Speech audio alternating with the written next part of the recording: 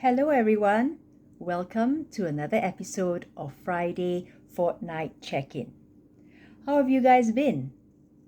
You may know that after episode number 14, I took a short break from Friday Fortnight Check-In, and now I'm back, all refreshed, all ready to go. So for episode 15 today, let's dive into functional literacy. Have you heard of the term functional literacy? If you've been following me for a while, you will know that I am very passionate about functional literacy, and you will find out why. Okay, functional literacy, for those of you who are unfamiliar with this concept, is another aspect of literacy. Okay, it refers to the skill set of reading, writing, and doing math for everyday real life purposes to enable us to function effectively in community. Okay, so whenever we speak about literacy, all right, we tend to associate literacy with academic or formal purposes like studies or work. Okay, we take it for granted. We take for granted the daily literacy skills that we need to actually go and do what we need to do every day. Okay, this would include things like reading and making sense of forms, okay, community signs, food and nutrition labels, medicine labels, flyers, posters, brochures, pamphlets, transportation schedules, menus, and even how to look up information on the internet or in a directory. Okay, so there are four broad classifications of levels of functional literacy. They are below basic, basic, intermediate, and proficient. Let me break that down for you. Okay, so for below basic, we are talking about the most simple and concrete literacy skills.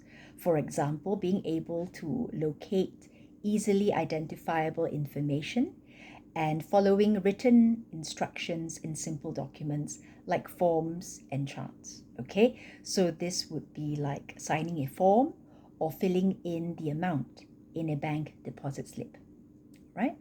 The next level is basic. Basic refers to the necessary skills to carry out simple everyday literacy activities. For example, reading and understanding information in simple documents. This can include, checking the cinema guide to find out which films are showing on which dates and at what times, okay? And comparing ticket prices from two bus companies or airline companies, okay? Moving on now to the third level, intermediate, okay? Intermediate refers to the skills that you would need to perform moderately challenging literacy activities.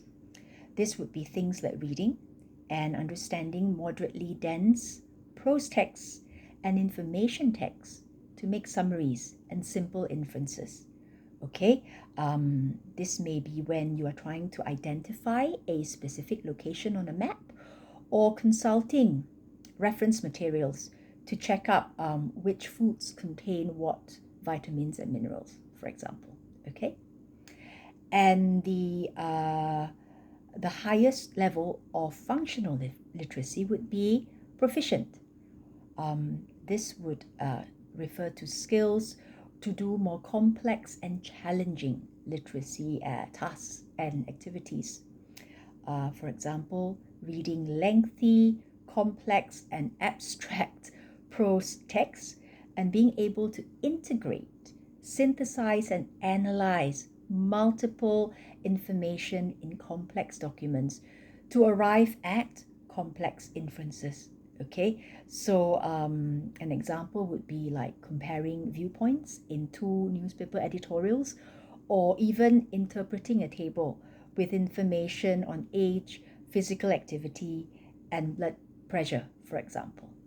Okay, so yes, functional literacy is important, and I'm passionate about it because functional literacy basically equals functional society.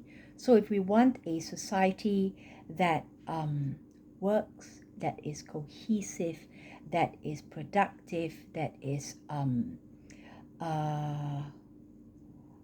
meeting all its goals and functions, we need functional literacy to fuel that. Thank you very much for tuning in today. I will see you next time on Friday Fortnight Check-in. Bye now.